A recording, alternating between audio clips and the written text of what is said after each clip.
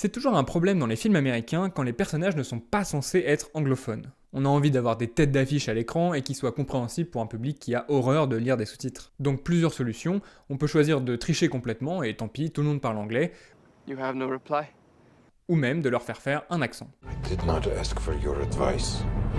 Ou alors, on s'appelle John McTiernan et on invente une astuce. C'est notamment un plan génial dans À la poursuite d'Octobre Rouge, film avec Sean Connery qui se passe en grande partie dans un sous-marin russe.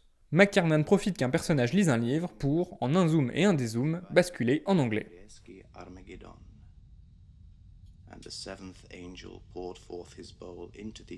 La bonne idée, c'est qu'on peut croire un instant que c'est le texte qui change de langue, ce qui rend la transition plus discrète. On trouve une scène similaire, en version plus longue, dans Le 13e guerrier, où le personnage d'Antonio Banderas doit apprendre le langage des Vikings avec lesquels il fait équipe.